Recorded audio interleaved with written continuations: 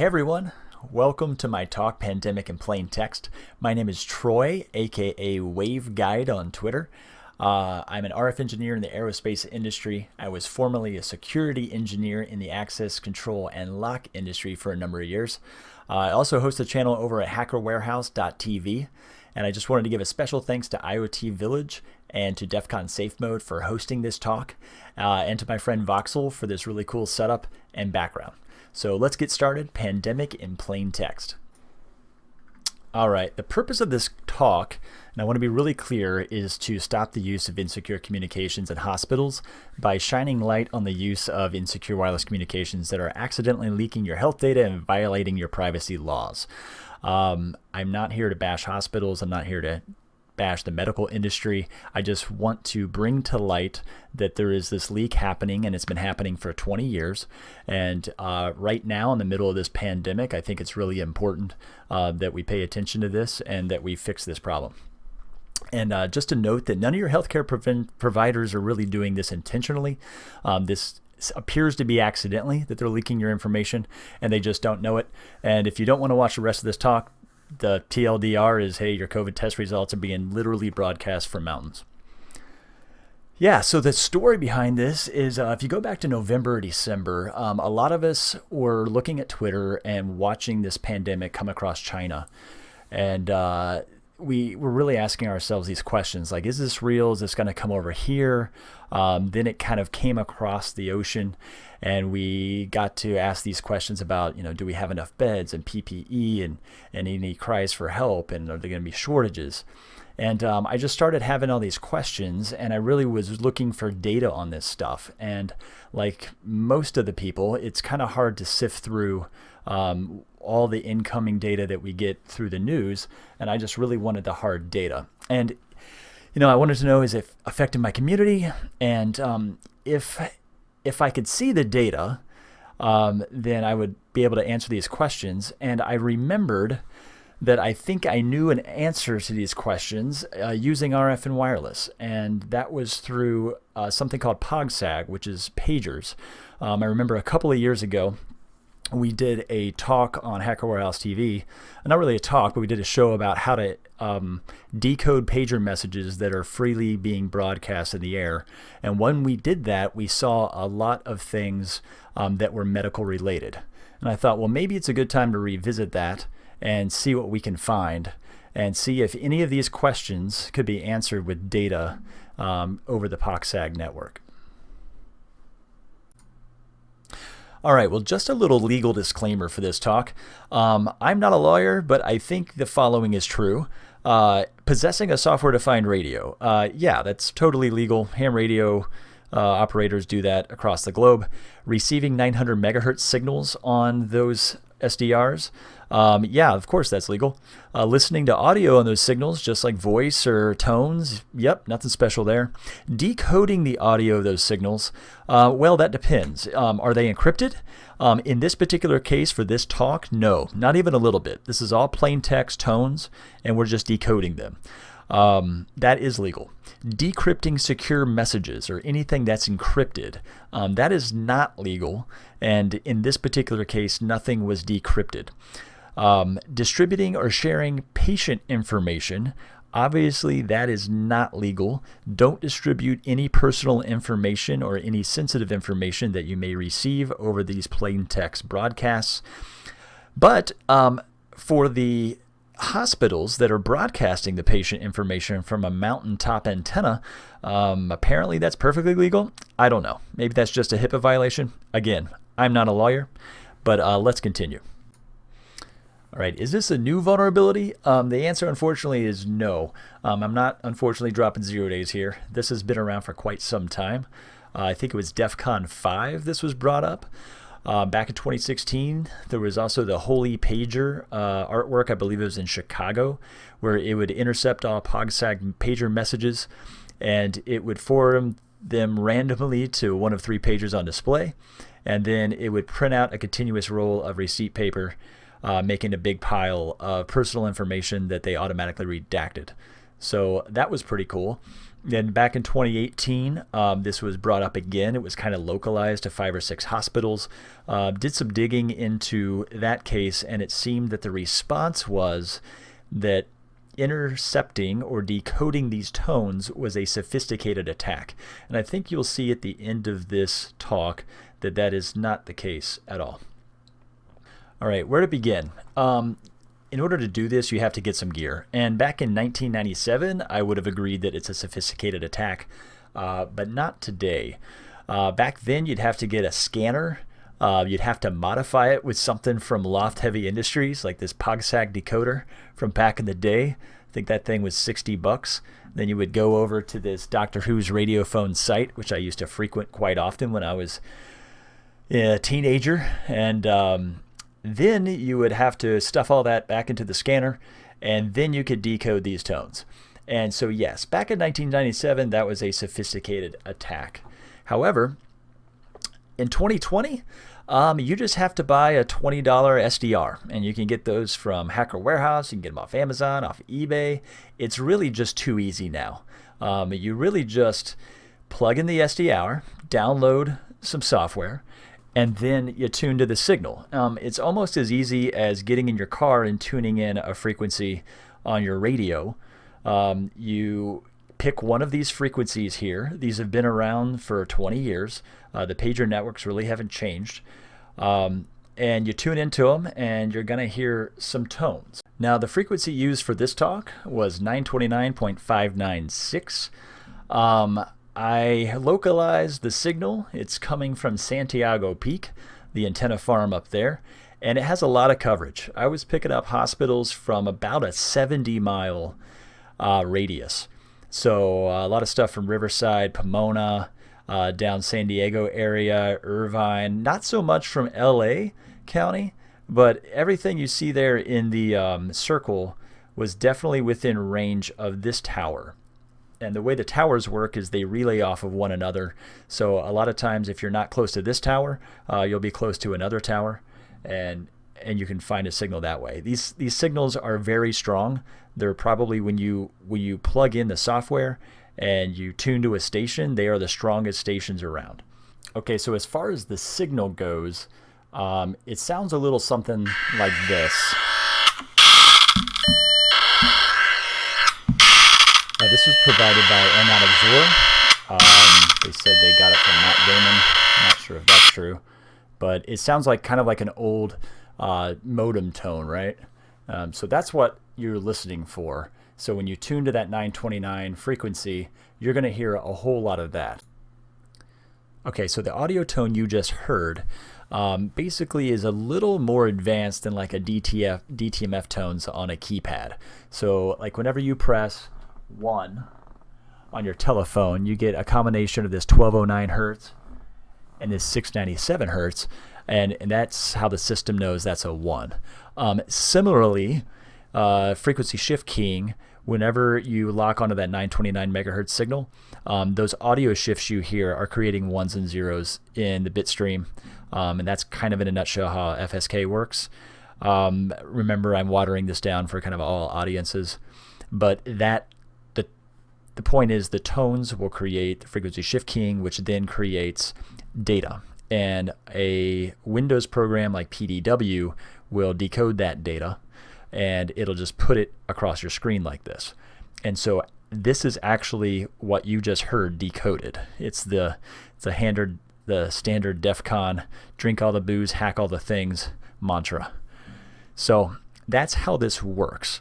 It's really not encrypted. It's all plain text. It's just a little bit more advanced than DTMF tones on a telephone, and you tune into the tones and you get the data on your screen. It's really that simple.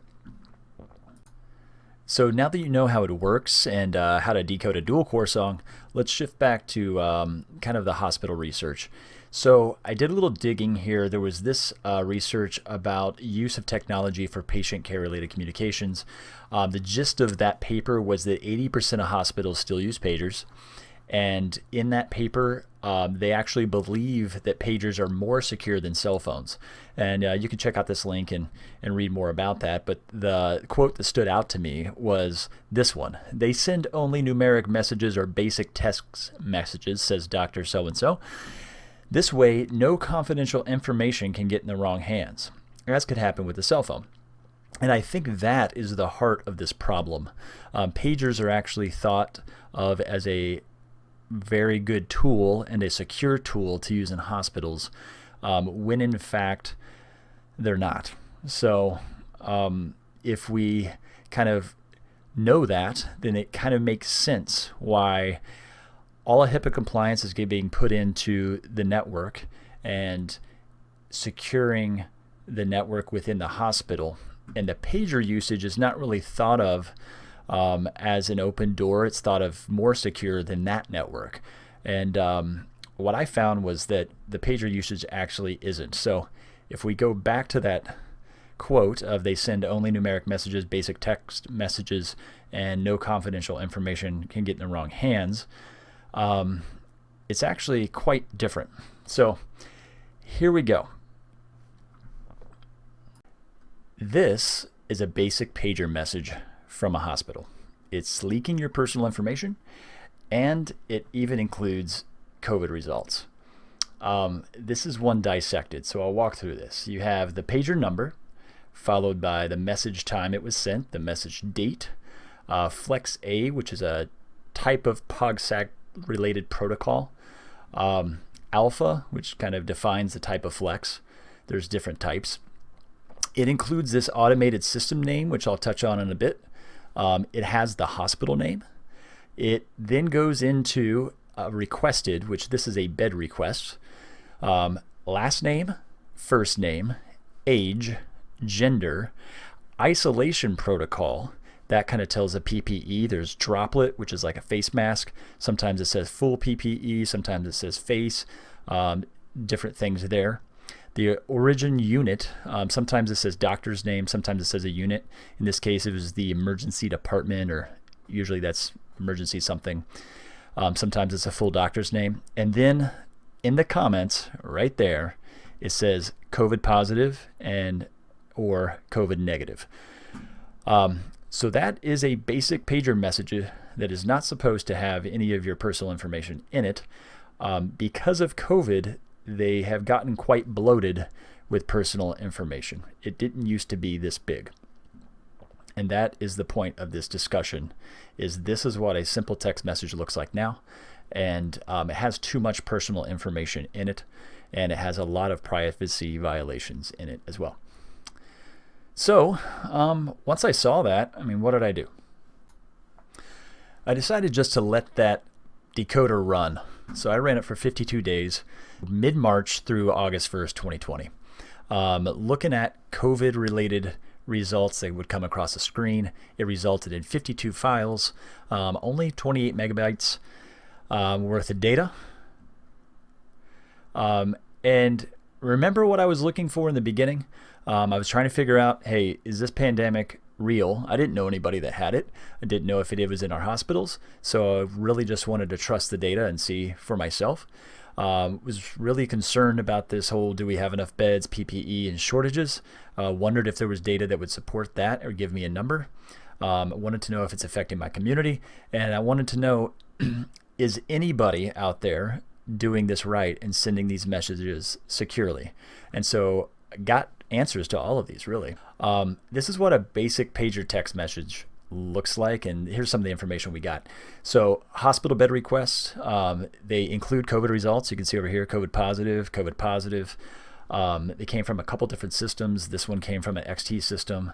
This one over here is this RTM system at Now. So you can see here I've redacted all the information, so I'm not distributing personal information here. This is a generic Patricia. She's an 84-year-old female. She has COVID positive. And this one is a 45-year-old male, Lazaro. He has been diagnosed with COVID-19. Additional comments they even put in here. This is what is known, COVID is known as acute hypoxic respiratory failure. You see this pretty readily come across the stream. You see EMS fire runs, which give you a little more data on things that are happening then and now outside the hospital. This particular instance, someone was brought in because they smoked weed and drank some shots, but they asked them about COVID and they were negative on the COVID questions. So that comes across the stream. You get a lot of nurse to doctor communications going on over the pages. You got ICU admissions. You can find out details there. They're broadcasting this person was intubated on 3 pressors. They even questions on, they want to discuss options with hydroxychloroquine and ribavirin. And then they have phone numbers there, right? There's a lot of questions going back and forth. So, and you also see these nurse to doctor communications regarding ventilator data. So basically everything they talk about on the news is being broadcast through these pager messages in plain text. There's a lot of this coming across the stream. Over 52 days, there were 17,286 tones decoded that turned into these types of text messages. Of those, 1,852 were bed requests with that HIPAA information included that should not have been there. There were 2,077 diagnoses. Of those diagnoses, 1,219 were COVID related. That includes negatives and positives or even questions, COVID questions. I just put these on here for comparison. There were only 78 fracture related, surprisingly only 67 cancer related, and 300 chest pain. So you see an uptick in chest pains with COVID. And so that was one of the filters also in the data.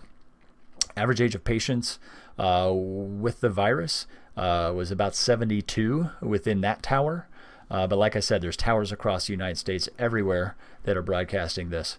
So it will vary from place to place. Also, I did get an answer to that final question. Is anyone doing it secure? And I found that a few, I think it was 11% of the messages actually were sent securely. Obviously, there's a lot of attack vectors with this kind of information, from embarrassment to identity theft to billing scams, disrupting supply chains, misrouting patients. That would be if you were spoofing communications. We are not doing that here. We're just receiving these things out of the thin air. But there's a lot of like drug interaction text messages where it says, hey, should they take this? Text me yes or no. And that seems dangerous, especially over unencrypted communications, which leads just to life safety in general. And that's why this practice of using pagers in hospitals just really needs to stop. So how does this happen? It appears that no one's doing this intentionally. It's part of a system. That XT system there's a lot of these different patient management systems that hospitals use. This one looked like it came from Teletracking XT, which they talk about IVRs, which are systems that help hospitals manage patients. And even in here, in the Teletracking website, they talk about, details are sent to the employee's pager. Keep in mind, that's not their fault. This is just their software. You can implement these pager communication systems properly with encryption like we saw back here. See, this one was secure. But it's really up to the hospital and their service providers. It may not even be the hospital's fault. They may contract it out to a telecommunications service provider and they're just using the wrong type of pager network rather than the secure one. So also found, though, that these systems are tracking this exact same data and they're providing it back to the hospital kind of on an enterprise level.